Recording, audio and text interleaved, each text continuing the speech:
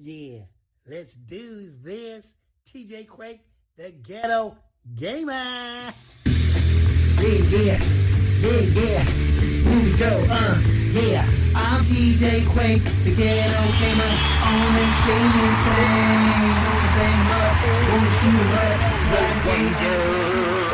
We are here, ladies and gentlemen. Once again, TJ Quake's ghetto gaming pop culture top. We right here in your face, like in your face. Because when I'm ready to do things, I'm ready to make things crack and let you guys know what I think about what's going on in pop culture, the pop culture world, you know, the news world, the gaming world, movie world. You know, I just talk about it all. And when I got something on my mind, I just got to let it out there and let you guys know what I think. I got to let you know what I think. Because I always come from a real, holistic point of view, from a simplified view. That's why I was called ghetto and everything, because it's just simplified. It's something that everybody can technically understand.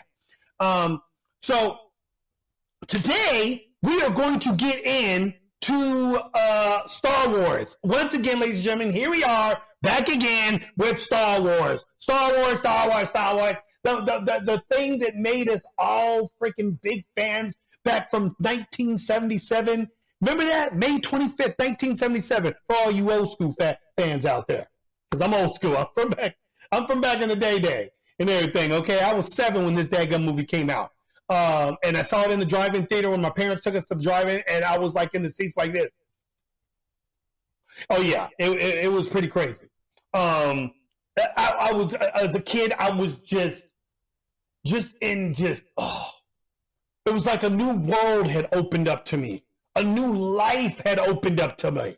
And this is what happened to a lot of kids during that period of time in 1977, when they all first saw Star Wars for the first time. A movie that technically George Lucas had no idea that it was going to do what it did. I mean, the expectations for this movie was not good at first. The movie studios weren't really all that thrilled with this movie when George Lucas was first making it. He had very low budget.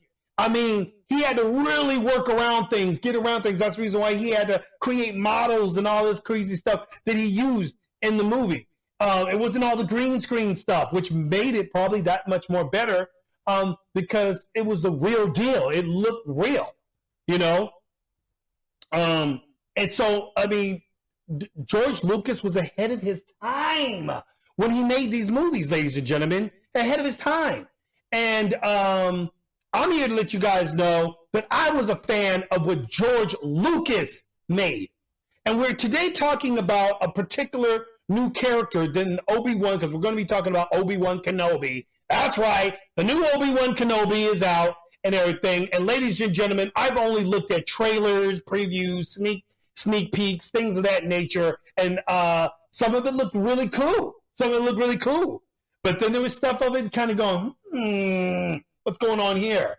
And of course, everybody already predicted when the leaks started coming out about Obi-Wan Kenobi on how the story was going to go. With it really Obi-Wan Kenobi taking a back seat in his own story to a black woman named Reva, who was an Inquisitor. She's one of the sisters, the Inquisitor sisters or whatever, and everything. And how basically they were going to make her look like she's the hero. But technically she starts off as the villain, but in the ending scenario, she's going to be the one that saves the day, not Obi-Wan. It's going to be this black woman named Reva that nobody knows about. Nobody's ever even heard about. When we knew about the Inquisitors, you never heard about Reva. When you saw the Rebels, remember the Rebels cartoon that introduced the Inquisitors? Yeah. There was no Reva in any of that. Oh, no, she just comes, Disney decides to make this because they got to get woke. They always got to implement something that wasn't there in the first place. So now they're going to implement this girl, which is cool to do. Implement a new character, that's cool. But don't make her like she's the big boss now. She's going to be the one that's going to blow everybody away. She's better than the Grand Inquisitor. Okay, spoiler. And for you guys who haven't seen it yet, this is a spoiler. So if you don't want to hear the spoiler, you might want to turn away. Spoiler, Reva, okay? Reva, are you turned away yet? Are you ready? Reva kills the Inquisitor, the Grand Master. Now, everybody, first of all, there's two things to this that don't make sense. Okay? First of all, how the heck did she kill the Grand Inquisitor? How do you take out a guy who's it's almost like a master Jedi kind of guy? This guy's been around for a minute now, and she's just like a little sibling coming along and everything. You know, I'm going to be good too. I'm going to be bad. And she's supposed to know everything that the Grand Inquisitor and everybody else doesn't know. She knows where Obi-Wan is. So funny how Darth Vader doesn't. He didn't know. The Grand Inquisitor, he really didn't know. And they're all saying that she's chasing a pipe dream. And she says, no, I know he's here. And she's always screaming and yelling and screaming. Oh, yes, ladies, there's a lot of this going on with the character, which is why a lot of people, when you watch the series, a lot of people don't like the character. The character, not Moses Ingram, the girl, the woman, the actual, actress who's playing the role, which is what we're going to be getting to here in just a bit, because this is all going to go down to what we always know it goes down to, ladies and gentlemen. You don't like the character, then you're a racist. Oh, why are you racist? Because it happens to be a black woman that's playing the role. If it was a white woman, they couldn't use the racist card. So they purposely probably put her in this role so that they can use it as an excuse for their movie their TV series not going to be very taken in very well. Why? Because they knew that they were going to go against the lore of Star Wars. Things that, we should be focusing on, and things that didn't happen. First of all, when she kills the Grand Inquisitor, ladies and gentlemen, if you guys remember in the cartoons when the Grand Inquisitor and all those guys showed up and so forth, Princess Leia, there were scenes where there's Princess Leia. You've seen Princess Leia coming on. Sometimes there was a couple of times when Princess Leia, the rebels actually got to speak with her because the rebellion was starting to come about and everything. Well, the Grand Inquisitor and all those guys were around. Well, guess what? Princess Leia is like, she's like in her teens right at this point, right?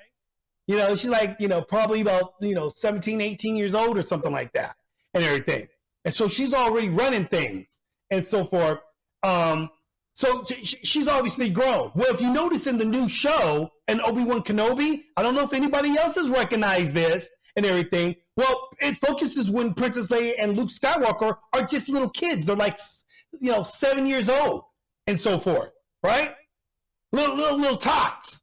And so they're little kids. They show little Luke. They show Princess Leia, which is another thing I'll get to, because they completely just skip over Luke Skywalker in the first two episodes. You don't even see Luke Skywalker. You see one time Luke Skywalker, he gets a little visual Luke Skywalker up on top of his little hut, acting like he's in a pod racer and everything. And then that was it. You didn't see him anymore. The rest of it's focused on Princess Leia when Obi-Wan Kenobi ends up having to go and rescue her because, somehow this trap was set up by Reva to capture Princess Leia, knowing that would bring Obi-Wan out to come and rescue her and everything.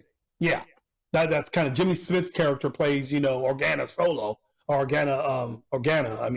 and he calls on Obi-Wan to come and help and rescue his little girl, Leia. So anyway, not to go so far into that, let's digress a bit and everything. So if they're still kids, how the frick does frickin' Reva frickin' kill the Grand Inquisitor in episode 2? I mean, this guy's supposed to be, he's more menacing, he's more raw, yet she freaking somehow manages to take him out.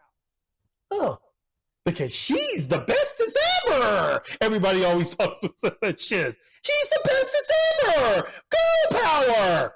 Yeah, the badass who's been freaking shown throughout all these, Rebel cartoons and so forth, who's freaking ridiculous. Oh, he gets taken out by a little, up and coming Inquisitor and everything.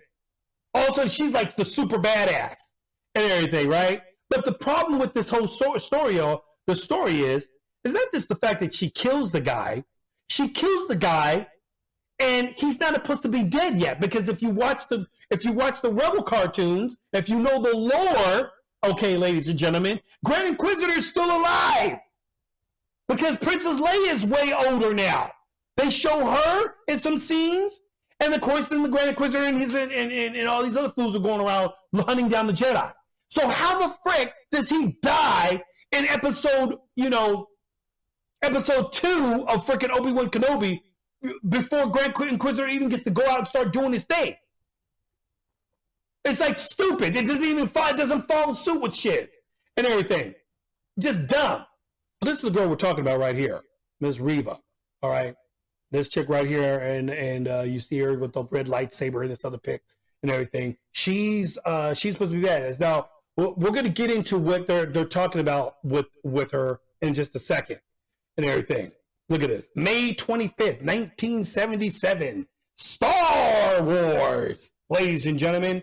This is how I was freaking 7 years old when this freaking shit came out and everything. It was May 25th. This is literally right before my birthday. My birthday is June 4th, 1969. And you guys know, look at it. This is what we all know. This is what we all grew up loving and so forth. Remember this poster right here?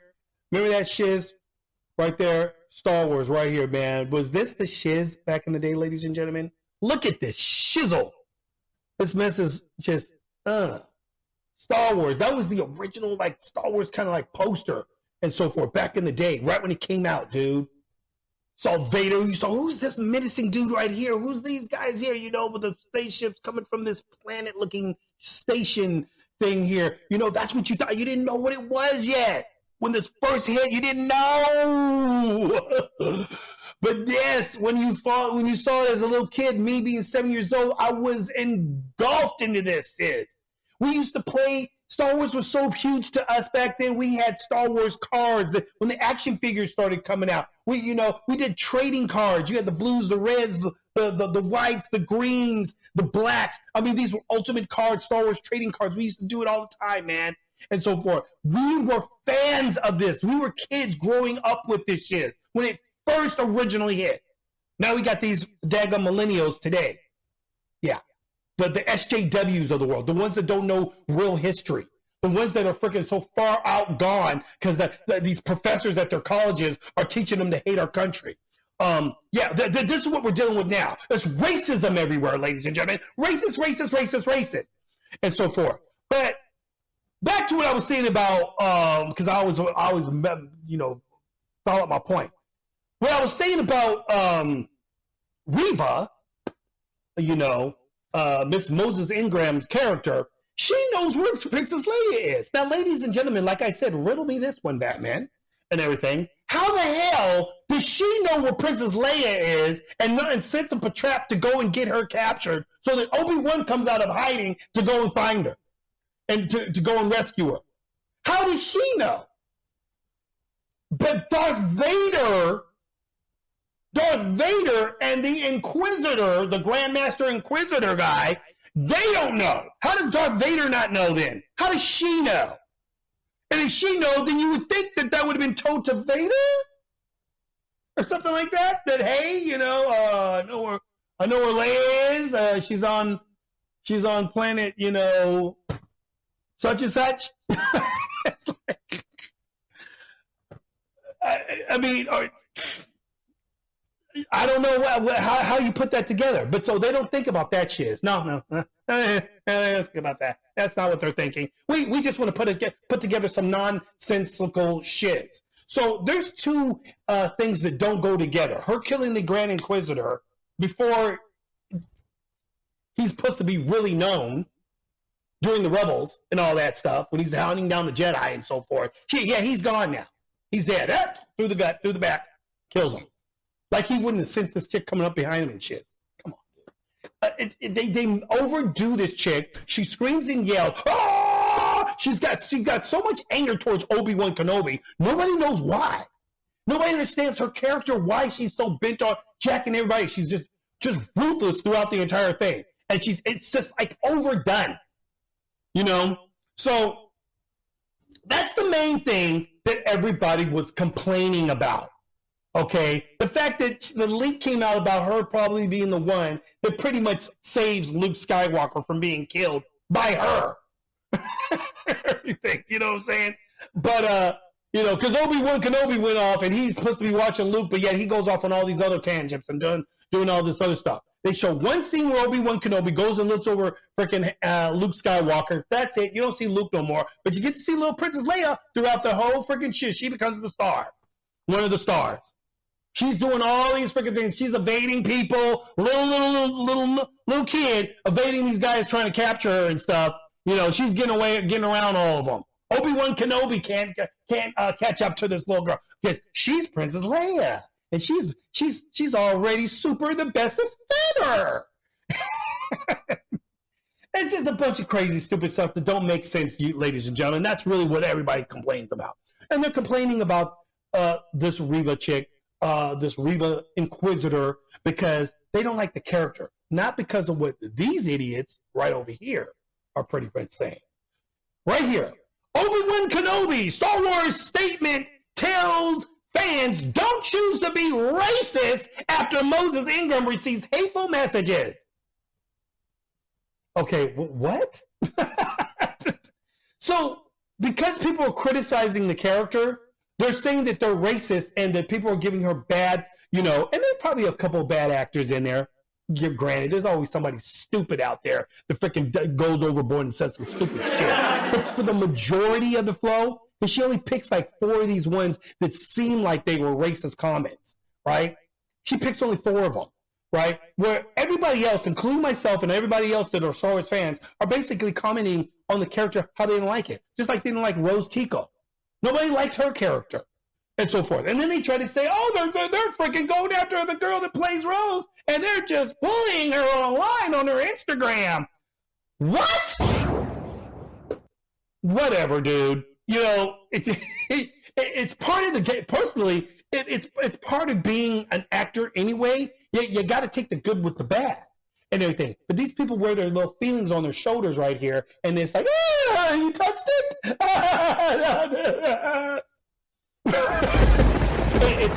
It's ridiculous and laughable.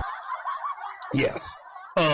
So what I don't get, ladies and gentlemen, is how the fact that everybody's got to be racist every time somebody doesn't like a particular character's vibe. They go straight to the race card. And this is where, ladies and gentlemen, we knew that they were going to do this ahead of time. Want to know how we know they were going to do this? Because of this little thing right here. Right here. Here's Moses right here. Moses Ingram. This is the girl that plays Reva. Right here. And after endorsing, this is what the little article says, after endorsing calling all white people racist, Lucasfilm prepped actress Moses Ingram against racist backlash to Obi-Wan Kenobi character. So in other words, they prepped her ahead of time before the thing was even seen. Okay, nobody even seen it yet. Nobody knows anything about it. Nobody's watching it. They're already telling her, guess what? If anybody starts saying anything, anybody starts saying anything, they don't like the movie, they don't like what's going on, it's because you're black. And because you're a black woman, that's double. Because now they don't like black people and they don't like women. They don't like strong black women. And that's why these are going to be racist people. So we're going to tell you right now, Moses, be prepared for it. And the reason why they prepared her for something like this, because they already knew that they were building a character that was going to be woke. Yes, ladies and gentlemen, they already knew this. So they needed some backup because they don't want to freaking take the writers don't want to freaking take responsibility for writing a weak character and not making this girl freaking probably a badass character that she could have been, more sinister, a little bit more secretive, a little bit more behind the scenes like Boba Fett was. Boba Fett didn't yell and scream and do all that shit. He had the most calm voice, but that motherfucker was sinister. You knew he meant business, okay? You don't have to be the screaming, cow. Like, that's making you sinister. Darth Vader didn't do that. Darth Vader, I find your lack of faith disturbing, Commander. That was Darth Vader, dude. Very cool, very chill. Guess what? Darth Vader's voice was played by who? James Earl Jones, a black man. That's right, a black man. They always want to bring out the racist card and say there's not enough diversity. Really? We'll get into that.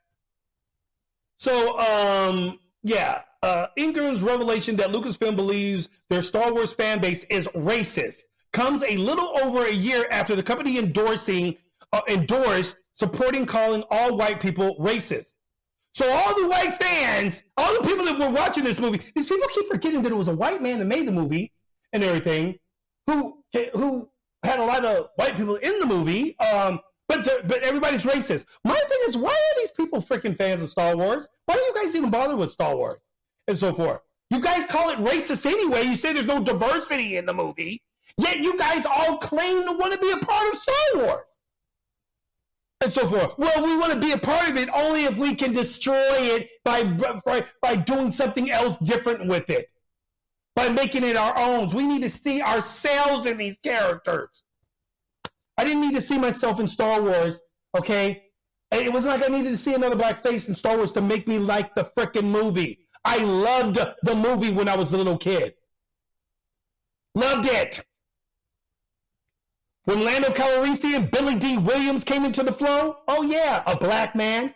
Nobody looked at the fact that he was black. Nobody was thinking, oh wow, there's a black guy in the movie. Oh my God, that's great. No, I just looked at Billy Ray Williams as a character that looked was cool. He was suave. He was raw. He became a general. He was, he was the leader of Cloud City. He was Rique Suave at the time. He was Mr. Smooth Daddy and everything, and slick and just cunning and so forth. That was Billy D. Williams, dude. He was freaking, everybody loved Billy D. Williams. Whether you was white, black, Mexican, whatever, you had a Billy D. Williams, Lando Calrissian action figure. And so forth. Nobody said, oh my gosh, he's black. I'm not going to get that character. Oh, no. I'm white. I don't get no black characters. No, we kids didn't think like that back then. It was part of Star Wars. There was no racial shiz coming up into the flow. But nowadays, that's what they all want to put. So you got this footneck here on Twitter, right? Star Wars. We are proud to welcome Moses Ingram to the Star Wars family and excited for Reva's story to unfold. If anyone intends to make her feel in any way unwelcome, we have only one thing to say. We resist, you racist flipnecks. So I had to come on here, and a lot of other people came on here, and I had to come on here and I had to say my little piece because I'm sick and tired of these flipnecks. Because it's funny how they think every single person that doesn't like it's all white people. I was like, do you guys realize that? See, that's racist in itself. That it's all white racist people that hate her, that don't like the character. No, motherfucker, you forget about us black fans, Mexican fans, Asian fans, any other type of race fans. We didn't like the character either. What does that make us? Are we racist now? Am I racist against my own people? Because I don't want my people coming up and so forth? No. I didn't like the character. I don't like the way how she's being portrayed. I don't like the way you're destroying the lore of Star Wars and everything. That's what I don't like. You guys could have made this girl way more better, and it would have been cool. I wouldn't have cared if she was a freaking white woman and you had her doing the same thing you got Reva doing. I would not have liked the character, the way you guys wrote her and everything. You guys keep forgetting that part and everything. So I came on here and I said, oh, here we go again. Okay, this is my little flow right here. See if I can zoom that in a little bit. Let's see, can we zoom this in? Yeah, here we go. So I come in here and I go, oh, here we go again. I'm a black man who is so sick of these idiots using my race of people as a way to divide the Star Wars fan base. Disney needs to give up on Star Wars because you SJWs will never, ever truly understand what Star Wars is. Without the fans, there is no Star Wars. Do I need to repeat myself? Without us, the fans, there is no Star Wars. Star Wars was kept alive because of the old school fans like me and others like me. That's why Star Wars was able to keep going, because we were the ones that were always buying the product. We were the ones that were going to the conventions. We were the ones that are always going to the movies to watch these Star Wars movies. Oh, you millennials came along in about 10, 20, 15 years ago and decided you guys are going to start trying to jump into the mix. More so over the last 5 years, to be honest. You guys decided you guys are going to be trying to jump into the mix and everything and act like y'all Star Wars fans. You're not Star Wars fans because you're complaining about the way George Lucas made Star Wars. So how are you guys Star Wars fans? Kathleen Kennedy wants to freaking diversify and try to do all this crazy stuff, and she wants to overdo it with women power and everything. They don't even know what a woman is anymore, ladies and gentlemen. They got Star Wars, so the force is female, freaking Kennedy says. Really? What's a know, Kennedy, because you seem to be one of those Democrats that don't know what the frick what a woman is anymore. Yeah, that's for another story, ladies and gentlemen, another subject and everything. You know, you got this guy up here, Dina Fox. What many of the people complaining don't understand is that if you as a white person, again, if you as a white person chooses to focus your criticism on a person of color, that's racism. How the frick is that racism? You see the stupidity right here? If you as a white person choose to focus your criticism, okay, because we criticize, we're critics. White people can be critics, thank you, and everything.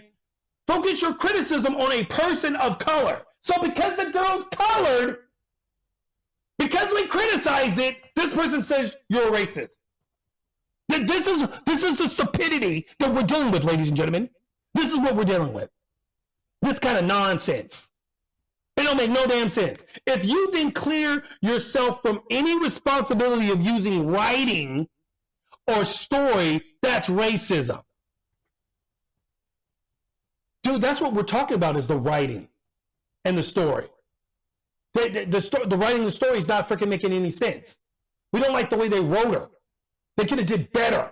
They could have made this girl way better. They could have made her a little bit more like freaking Mara Jade. Remember Mara Jade, how she was in the freaking, for any of you real people that are actually, Star Wars fans, because these SAWs, they probably know nothing about the Timothy Zahn books, right? The ones that the movie should have been made off. The new movies that came out, they should have been made off of the freaking Timothy Zahn Star Wars books. Those were, when I read those books, I was feeling like I was watching Star Wars. Although it brought me back and everything. Those books came out in like 1991, 92 or something like that. And everything. Heir to the Empire. With Admiral Thrawn. That's where they got Admiral Thrawn's character from, ladies and gentlemen, was from the Timothy Zahn books that came out back in 91 and so forth. The whole idea of Leia and Han Solo having kids, technically they had twins, a boy and a girl, actually, and so forth. It wasn't Ben Solo and everything. They had a boy and a girl, and one of them does go to the dark side. So I came back on here and I'm like, I'm black and I don't like Reva's character. Now what? I was 7 when Star Wars hit in 1977. I'm old school and I like the way George Lucas made it. All of us who grew up on Star Wars never tripped about the faces in the movie, at least not until you woke SJW came along. Lucas made Star Wars, you did it. That's my whole focus to most of these freaking idiots out here and everything, because they don't freaking get it. I don't know, somebody make a comment on this one. Let's see. I don't know,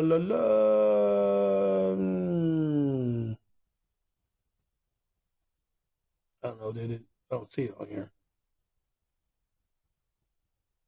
Look like somebody made a comment on here or something like that. And everything.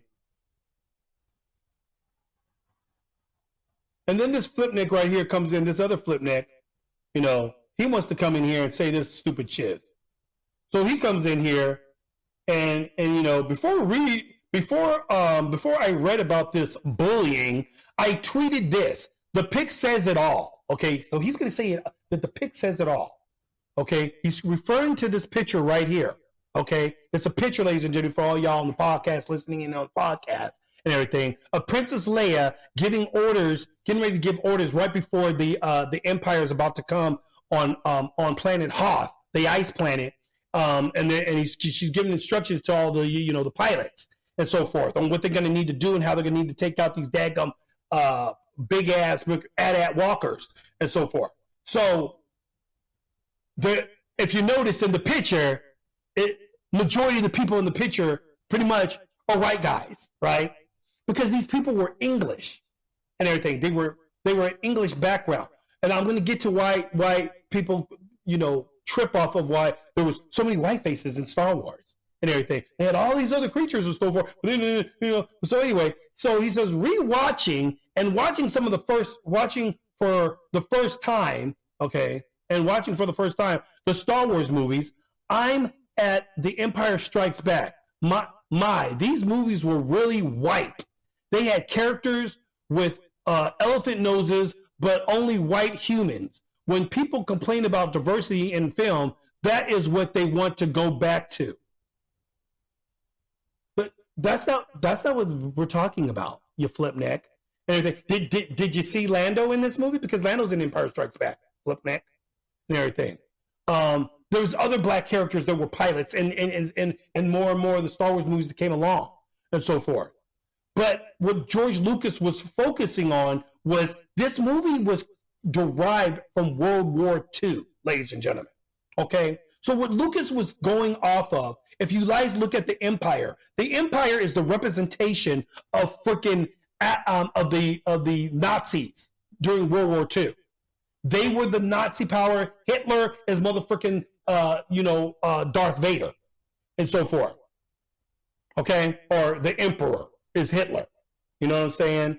Darth Vader is one of his grand SS generals, and so forth. Okay? So that's what he was focusing on. All this stuff was taken from World War II kind of theory and scenario. So during the World War II, people, the main people that fought in that war were mainly white people. Russians, the English in Britain, the Germans and everything, okay, and America. And of course, Italians and everything else. The majority of the people, the English were the first ones in the mix of this war because they were starting to get bombarded. The America didn't join World War II till later. So England was up in the mix and they were needing the help of America. But so that's the reason why George Lucas focused on dudes from Britain as English kind of like actors. He wanted to recreate the vibe of what World War II was, what it looked like. In a Star Wars futuristic movie, though, okay, in a far, far away. So that's what he used. He used that kind of vibe, ladies and gentlemen. So the majority of World War II, yes, there were black people in the war. There was many of us, the Tuskegee pilots, those guys. I mean, there was a lot of black people that were in it, but the majority was not black soldiers on the front lines most of the time. The majority was mainly white people fighting against other white people. It's pretty much the majority of it, and you hate to freaking break it to you. That's just the way it was. So that's what George Lucas kind of brought his flow from. And he wanted to kind of reamp that kind of vibe, okay, of what World War II was like. So that's what he took from. He took from that, which is why you see majority of like the rebels being white guys and everything. Not to say that there wasn't any black guys, because later on you obviously start to see more and more black people and so forth in it. You know what I'm saying? Jedis like Mace Windu. Oh, but you don't want to talk about Mace Windu. Oh, no, talk about Mace Windu. Hey, Samuel L. Jackson, blacker than blickety black. Okay, he was a freaking master Jedi and one of the baddest freaking Jedis out there and so forth. But they don't want to talk about him. Oh, they don't want to talk about Billy D. Williams, Lando Calrissian. They don't want to talk about that.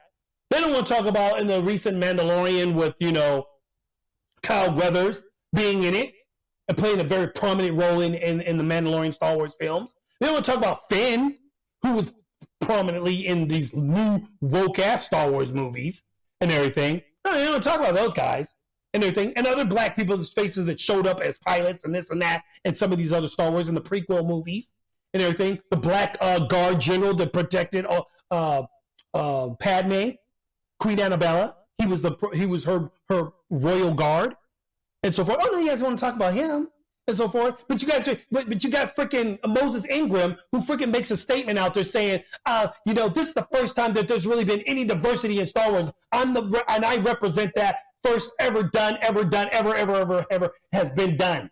I'm like, what? What the heck?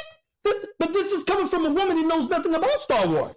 Let's listen to her. Let's listen to what she had to say about Star Wars on one of these things. Here we go. Hey, let's go ahead and put her on real quick. And I promise you guys, I'm gonna wrap this up right now after this. I wasn't a big fan of Star Wars before this. I knew like the cultural pinpoints, like that's promising. That's great. Like that's always what you want to hear. Vader, Luke, I am your father, Obi-Wan, those things. But okay, so you heard it from her mouth right from her mouth, right? She says, I wasn't a big fan of Star Wars. I didn't really know anything about the daggone thing. But hey, somebody gave me the part, and I was, hey, cool, okay, I got the part, cool.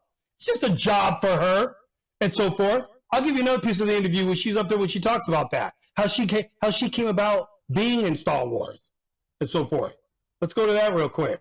I am an inquisitor. I would call myself the inquisitor, actually. Big headed she's already getting. I'm calling myself the Inquisitor. Somebody who doesn't know anything about Star Wars. I guarantee you she's never watched any of the Rebels cartoon things by Tim Filoni. I bet you don't know anything about them. Somebody gave her a part in a movie, and she said, oh, it's Star Wars. It's that one big movie that guy George Lucas made. Oh, great. And everything. So forth. I'm the best Inquisitor. No, you're not. Everything. Because the Grand Master Inquisitor was supposed to be the baddest one. Everything. You were one of the she plays one, but her character is somebody that nobody even knew about. She happened to be a youngling. She was a youngling. Her backstory is that she was a youngling, one of the younglings that Anakin here, okay, that you see right in front of me, when he was playing Anakin and he was becoming dark, he came in and killed all the little younglings at the Jedi Temple. Well, she happens to be one of the little younglings that supposedly escaped and everything. She got captured later on. They brought her up into the Inquisitor flow. She was raised up as the Inquisitor, and they trained her and so forth. This girl acts like, Obi-Wan Kenobi. Darth Vader. He was trained by the best, and that's the only way he became good. But Reva's character, she was never trained. She just became a badass. No, you were trained, Reva.